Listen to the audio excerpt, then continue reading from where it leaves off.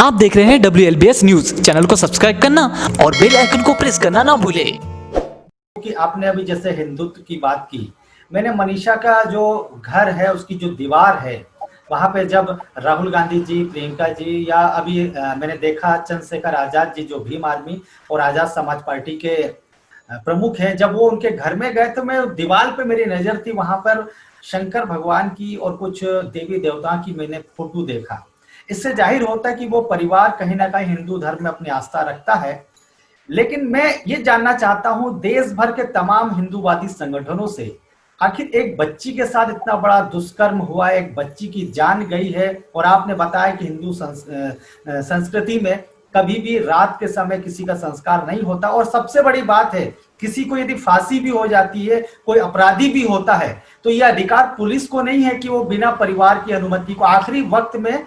तो मैंने तो ये भी सुना है कि बड़े बड़े आतंकवादियों का जो पार्थिव शरीर है उनके परिवार को दिखाया जाता है एक मानवीय संवेदना के तहत।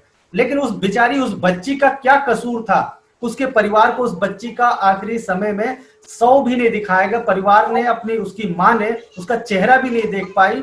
और ये तमाम जो संगठन अपने आप को धर्म की ठेकेदारी करते हैं, आज वो कहाँ है? देखिए, उनके घर की दीवार पर किस धर्म का फोटो था, उनके घर की दीवार पर किस धर्म का कुछ स्लोगन था। I think it's not the matter. ये कोई बड़ी बात नहीं है, क्योंकि लड़की किसी भी जाति की हो, लड़की किसी भी धर्म की हो, लड़की कोई भी हो, उसके साथ जो बदसलूकी हुई है उस बदसलूकी के लिए उसे इंसाफ मिलना बड़ा जरूरी है। किंतु हमारी दिक्कत यह है, भारतीय समाज व्यवस्था में एक सिलेक्टिवनेस दिखाई देता है कि पीड़ित कौन है। पीड़ित क्या माइनॉरिटी का है, पीड़ित क्रिश्चियन है, पीड़ित बौद्ध है, पीड़ित हिंदू है। आप कहने लगे कि उसके घर की दीवार पर तो भगवान शंकर जी का कोई चित्र था, लेकिन ठीक है कि पीड़ित हिंदू है, लेकिन हिंदू में जो बड़ी जाति व्यवस्था है उस जाति व्यवस्था में वो कहाँ पर है? तो वो उस जाति व्यवस्था की हायरार्की में वो तो सबसे निचले स्तर पर है, तो सबसे निचले स्तर पर है, तो उस पर कोई राय देने की जरूरत नहीं है। एक सिलेक्टिवनेस है भारतीय समाज व्यवस्था में कि पीड़ित किस जाति से, किस धर्म से, किस विचारधारा से जुड़ा है, इस पर निर्भर है कि रिएक्ट होते समय पीड़ित के लिए उसकी आलोचना करनी है कि उसके लिए बहुत ज्यादा खुश होना है। ये सिलेक्टिवनेस है। कंगना राणावत जैसी कोई राजपुताना है तो उसके लिए तो ये बहुत बिलबिला के उठेंगे। किंतु अगर वो वाल्मीकि है, माना कि वो हिंदू धर्म का इम्प्लीमेंटेशन कर रहे, वो हिंदू धर्म की प्रैक्टिस कर रहे उनके घर में, किंतु फिर भी हिंदू धर्म की जो हायरार्की है उस हायरार्की में सबसे निचले स्तर की वह है, तो सबसे निचले स्तर के लोगों को वैसे भी क्या इतना क्या ध्यान देना है उन पर, उनसे क्या इतना करना है। अब जो राम राज्य का इतना दुहाई देने वाले लोग हैं वो लोग सोचे कि अरे ये वही वाल्मीकि समाज के लोग हैं कि जहां पर आप जिस समाज के महर्षि वाल्मीकि को पूजते हो और जो वह महर्षि वाल्मीकि ना होता तो शायद आपके राम की संकल्पना भी ना हो। सोचना पड़ेगा, ये सोचना पड़ेगा। और दूसरी बात ये है कि जो परिवार है या उन जैसे और कई पीड़ित परिवार होंगे या बहुत सारे परिवार, इन परिवारों में वह किन चीजों की प्रैक्टिस करते हैं, किन विचारधाराओं पर अपने जीवन मूल्य उनके निर्भर है, ये उन्हें अब तय करना पड़ेगा कि हम किन के साथ हैं, हम कौन सी व्यवस्था में अपना जीवन बसर कर रहे हैं। कि जिन लोगों के लिए एक ही धर्म तो एक ही है, लेकिन उसी धर्म के बड़े वरिष्ठ स्तर पर की कोई जाति है तो उस जाति में जन्मे हुए इंसान का जीवन मूल्य बहुत बड़े मायने रखता है, और उसी धर्म में बहुत निचले स्तर में कोई अगर जाति है तो उसके जीवन का कोई मूल्य नहीं होता। ये तो मनु ने ही लिख कर रखा है। ये सारी मनुवादी व्यवस्था है। तो उस मनुवादी व्यवस्था में कहा गया कि अगर कोई सवर्ण स्त्री होती है, सवर्ण स्त्री के साथ अगर कोई इस तरह की बदसलूकी होती है तो बदसलूकी करने वाले को देहांत प्रायश्चित करना चाहिए। लेकिन यही घटना अगर कोई अवर्ण स्त्री के साथ घटती है तो अवर्ण स्त्री के लिए जो भी कोई जिम्मेदार पुरुष होगा उसे मात्र 18 रुपए दंड देकर उसे छोड़ना होगा। यानी कि one who having a paying capacity, one who having only 18 rupees, he can harass anyone, and he has 36 rupees, he can harass at twice, 36 rupees, he can harass at twice। ये वही चीज है कि आज हाथरस में जितने भी सवर्ण लोग इकट्ठे होकर पंचायत बुला बुला के कह रहे हैं कि हमें आरोपियों के हित में और उनके समर्थन में खड़ा होना चाहिए, क्योंकि उन्हें ऐसे लगता है कि शूद्र की स्त्री है तो वो प्रताड़ित की जाएगी। और इस पर सिलेक्टिवनेस ये है कि जो बॉलीवुड के तथाकथित जो बिलबिला रहे थे, जो पॉलिटिकल मीडिया, पॉलिटिकल जो लोग बिलबिला रहे थे, या जितने भी so called feminist, so called thinker, so called writer, so called analyser, ये जो सोशल वर्कर, ये जो है ना, इनका भी एक सिलेक्टिवनेस है कि इसमें बात करने वाले कितने लोग हैं, तो वो जो उस दुख दर्द को समझता है वही बात कर रहे हैं। जी जी। वो जो शोभा डे बाकी सभी बातों पर अपनी बेबाकी से राय रखती है, वही शोभा डे इस बात पर अपनी राय नहीं रखती। स्मृति ईरानी, मेनका गांधी, इनका तो खैर छोड़िए, लेकिन बिल्कुल महाराष्ट्र में भी कितनी ऐसी राइटर महिलाएं जो खुद को फेमिनिस्ट कहलाती है, लेकिन वह इस पर बात नहीं रखती। यूपी में भी यही चीज है। मैं कितने ही सोच रही थी कि बहन जी हमारी कब स्टेटमेंट देंगे। यूपी में असल में मुझे बहन जी से काफी उम्मीद है, क्योंकि वो किसी राज्य की मुख्यमंत्री या किसी पक्ष की सुप्रीमो होने से भी पहले वो एक महिला है, और इस नाते वो हमारी बड़ी बहन है। तो हमारी बड़ी बहन का बयान इस पर क्या आता है, ये हमारे लिए बड़ा जरूरी है। महाराष्ट्र के कितने ही ऐसे नेता है कि जो नेता एक नेपोटिज्म चलाते हैं, लेकिन वही नेता अगर अभी भी खुलकर बात नहीं करते, ज्यादा से ज्यादा स्टेटमेंट क्या आता है कि अंतिम संस्कार करने वाले पुलिस पर कार्रवाई की जाए, लेकिन वह यह बात नहीं करे कि योगी दोगलापन दिखा रहे हैं। जो योगी महाराष्ट्र में सुशांत सिंह के मामले में, अगर सुशांत सिंह महाराष्ट्र में था, उसकी मौत महाराष्ट्र में हुई, मौत के सारे जिम्मेदाराना लोग महाराष्ट्र में थे, किंतु उसका पुलिस स्टेशन का उसकी जो एफआईआर है वो बिहार में कराई गई, और बिहार की एफआईआर को लेकर सीबीआई चलानी चाहिए, इसलिए योगी बड़े तत्पर थे। वही योगी आज की तारीख में बिल्कुल ही तत्पर नहीं है। वो इस बात पर कुछ बात नहीं करते।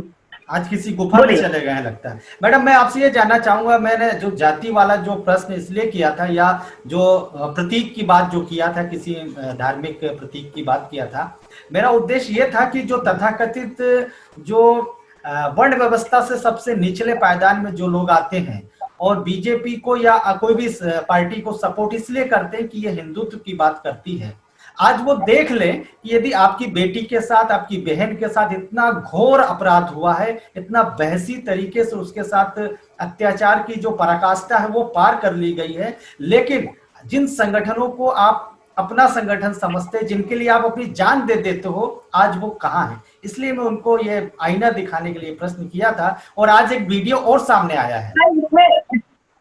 इसमें मैं आपको और एक बात बता दूं, जब हम दलित की व्याख्या करते हैं ना सर, तो दलित में भी सिर्फ दो टाइप के दलित आते हैं। एक तो अम्बेडकराइट दलित है, और दूसरे जो है वो हिंदू दलित है। ये जो खुद को जो हिंदू मानने वाले जो लोग हैं, और आप भी इस भरोसे पर बैठे हैं कि जितनी भी हिंदू संगठन है वो संगठन क्या हमें इसलिए सपोर्ट करेंगे, किंतु वह यह नहीं जानते कि वह हिंदू है किंतु हिंदू दलित है, वह हिंदू सवर्ण नहीं है। सवर्ण हिंदू और सवर्ण दलित, ये एक बाइफर्केशन करने की जरा जरूरत है। तो सवर्ण दलितों ने, हिंदू दलितों ने ये सोचना चाहिए कि अगर ये सवर्ण हिंदू हमारे हित में कोई निर्णय नहीं लेने वाले हैं, जो बजरंग दल ओबीसी के और शूद्रों के लड़कों को लेकर अपना एक संगठन बनाता है, वही बजरंग दल उन्हीं ओबीसी और शूद्रों के परिवारों में ऐसी घटना घटती है तो उस पर बिल्कुल ही रिएक्ट नहीं होता। इस पर सोचना उन लोगों को है, उन ओबीसी शूद्र परिवारों के लोगों को है कि यही घटना जो हाथरस की घटना घटी है, वो कल घटना अगर अपने परिवार में घटी तो क्या होगा। क्या ये लोग आपके हित में, आपके समर्थन में खड़े होंगे? तो बिल्कुल नहीं, क्योंकि इनके लिए वो दिखाने को लिए तो कहते हैं कि हम हिंदुत्ववादी है और हिंदू खतरे में है, लेकिन जब बात उन पर आती है तो वो सिर्फ हिंदू नहीं रहते, वो हिंदू में ब्राह्मण हिंदू हो जाते हैं, वो क्षत्रिय हिंदू हो जाते हैं, वो सवर्ण हिंदू हो जाते हैं, और वह आपको दलित हिंदू कहकर वो आपको एक साइड में फेंक देते हैं, वो आपको कॉर्नर करने लगते हैं। तो ये दलित हिंदुओं ने सोचने की जरूरत है कि भैया आंखें खोलिए, देखिए, आप कितना भी खुद को हिंदू कहलाएं, लेकिन उनकी नजर में आप अभी भी दलित हो। आप हिंदू लगा रहे हो लेकिन आप दलित हो, और दलित के लिए उनके धर्मग्रंथ कहते हैं कि ढोर गवार पशु शूद्र नारी सब ताड़न के अधिकारी, इनको ऐसे ही पीड़ित और प्रताड़ित करना चाहिए, और वो प्रताड़ित करते जाते हैं। अभी आपने तय करना है कि क्या करेंगे, कि हम परशुराम का मंदिर बनाएंगे या संविधान से हमारी बहन बेटियों को और ज्यादा मजबूत करेंगे, तय आपने करना है। जी मैडम, आपने काफी अच्छी बातें कही, और एक बात और मुझे याद आती है कि जो ये सारा जो मामला चल रहा है, वाकया चल रहा है, आज आपने कहा जैसे हिंदू जो दलित है या कुछ अलग दलित जो होते हैं, लेकिन आज इनके ऊपर यदि अत्याचार होता है तो मैंने ये देखा सबसे ज्यादा, जैसे आप अम्बेडकराइज में समझता हूँ, आप अम्बेडकरवादी हैं, और भी देश के जितने भी अम्बेडकरवादी संगठन जो हैं वो सबसे आगे आते हैं इनके सम्मान के लिए, इनको न्याय दिलाने के लिए ये सामने आते हैं। तो इन्हें तय करना है कि आखिर उनके लिए कौन लोग आवाज उठा रहे हैं। उसके बाद मैं राकेश जी के पास आऊंगा, उसके पहले एक में वीडियो अभी वायरल हो रहा है सोशल मीडिया में मैडम, मैं उसके बारे में थोड़ा आपकी प्रतिक्रिया चाहूंगा। राकेश जी आप बने रहिएगा, आप मध्य प्रदेश की बात कर रहे थे, बताइएगा। मैडम मैं आपको बताना चाहता हूँ, एक वीडियो वायरल हो रहा है कि जो पीड़िता है उसके घर के सामने एक व्यक्ति माथे पे बहुत सारा कुछ लपेट लिया, मतलब जो क्या है वो हल्दी कुमकुम और टीका लगाया हुआ है, और पुलिस वाला पीछे है, पुलिस फोर्स उनके पीछे, और वहीं से चिल्ला रहा है कि तुझे कानून पे भरोसा नहीं है, आ तू हमसे मिल, हम तुझे बताते हैं कैसा कानून होता है। इस प्रकार की बात पुलिस वालों के सामने कर रहा है। और जब कल देखा हमने कि कांग्रेस के जो नेता राहुल गांधी या प्रियंका गांधी गए तो उनके ऊपर, उनके गिरेबान पर पुलिस ने हाथ डाला। आज हमने देखे राष्ट्रीय लोकदल के जो अध्यक्ष है जयंत चौधरी, उन पर लाठीचार्ज हुआ, भीम आर्मी के चंद्रशेखर के कार्यकर्ताओं पर लाठीचार्ज हुआ, उन्हें रोकने की कोशिश की गई है। देखिए, ये वीडियो वगैरह जो आपकी बात है, एक तो मैंने वो वीडियो नहीं देखा है, लेकिन आप जो कह रहे हैं कि पुलिस के सामने ये सब चल रहा है, मैं आपको बार बार यही बताने की कोशिश कर रही हूँ कि असल में मुझे खुद एक सवाल बार बार सताया जाता है कि यूपी में पुलिस नाम की कोई यंत्रणा है भी कि नहीं, पुलिस में कोई, यूपी में कोई कानून नाम की कोई व्यवस्था है कि नहीं, कि जहां पर किसी का दिन दहाड़े इनकाउंटर होता है, दुबे नाम के किसी व्यक्ति का इनकाउंटर होता है, साधु मठ में साधु की हत्या होती है, गोरखपुर में 59 बच्चे ऑक्सीजन के सिर्फ अभाव से मरते हैं, इतनी सारी चीजें यूपी में आए दिन होती रहती है। हमें तो वहां पुलिस और कानून का कोई अस्तित्व नजर नहीं आता। तो पुलिस के सामने कोई बंदा इस तरह से अगर पेश आता है तो उसमें ज्यादा अचरज वाली कोई बात मुझे तो नहीं लगती, क्योंकि यह यूपी का आई थिंक ये प्रधान लक्षण है कि ये यूपी का ये योगी गवर्नमेंट है, ऐसे मुझे लगता है। लगातार इस प्रकार की घटनाएं पूरे भारत में होती है, तो जो देश की आधी आबादी है महिला वर्ग, वो देखने में आता है कि सड़कों पे नहीं आती है, और किसी ऊंची जाति के साथ जाति होती है तो बड़े भारत में बड़ा प्रोपोगंडा किया जाता है। मगर जब एक वंचित समाज की लड़की के साथ में इतना बड़ा कांड हुआ और मध्य प्रदेश में भी लगातार ऐसी घटनाएं हो रही है, तो कहीं ना कहीं जो महिला संगठन है वो सामने क्यों नहीं आते? मैडम इस बारे में जानना। मैंने पहले भी जवाब दिया कि इसमें एक बहुत बड़ा सिलेक्टिवनेस है कि हम किस चीज पर रिएक्ट हो। हमने देखा होगा कि जितने लोग आसिफा को कंगना को लेकर जितने लोग सपोर्ट कर रहे थे, और पूरा बीजेपी का आईटी सेल जिस तरह से एक्टिव हो गया था, वही बीजेपी का आईटी सेल जब उन्नाव और कठुआ की बात चल रही थी तब वह आरोपी के समर्थन में मोर्चे निकाल रहे थे। इस देश में बीजेपी ने कुछ एक ऐसे नए नए ट्रेंड एस्टैब्लिश करने की कोशिश की है, जो ट्रेंड एस्टैब्लिश करते समय बीजेपी आरोपी के विरोध में मोर्चा निकालने की बजाय आरोपी के समर्थन में मोर्चा निकालने का एक ट्रेंड बीजेपी ने सेट किया। संसदीय लोकतंत्र का हमने स्वीकार किया है, लेकिन उसी संसदीय लोकतंत्र में संसद के सबसे बड़े पक्ष के विपक्षी नेता अगर पीड़ित के घर मिलने जा रहे हैं तो उनको रोकने के लिए इस तरह से मिलिट्री फोर्स रखना, यह एक नया ट्रेंड बीजेपी ने सेट किया हुआ है। तीसरा कि रात के अंधेरे में पुलिस के हाथों किसी का अंतिम संस्कार करना, ये एक नया ट्रेंड यहाँ पर सेट हुआ है। ये जो अलग अलग ट्रेंड सेट करने वाले जो लोग हैं, इनमें एक सिलेक्टिवनेस है। मैं बार बार वही बात की, ये सिलेक्टिवनेस है कि वो किस चीज पर रिएक्ट हो और किस चीज पर रिएक्ट ना हो। उनके नजरिए में अगर देखा जाए तो दलित की जान की कोई कीमत नहीं है, ना उन्हें उससे कोई लेन देन है।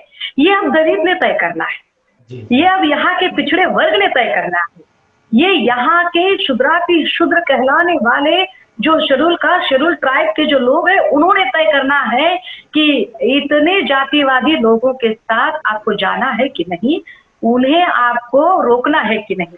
और अगर उन्हें आपको रोकना है तो सिर्फ और सिर्फ मोर्चे निकालने से मुझे नहीं लगता। मैं फिर और एक बात शायद आपकी चर्चा में छूट जाए, इसलिए मैं फिर उसे अंडरलाइन करना चाहूंगी कि आंदोलन का इवेंट बनाकर अवसरवादी लोग जो नेता बनने की कोशिश कर रहे हो और इस आग में खुद के हाथ सेक कर खुद को नेता के रूप में एस्टैब्लिश करने की कोशिश कर रहे हो, उन सभी लोगों की सराहना करते समय शायद देखने वाला जो वर्ग है, इसकी कड़ी निंदा करने वाला जो वर्ग है, वो वर्ग यह जान ले कि आपने कितना बड़ा मोर्चा निकाला, वहां आप कितनी 100 गाड़ियां लेकर गए, 150 गाड़ियां लेकर गए, इससे कोई फर्क नहीं पड़ता।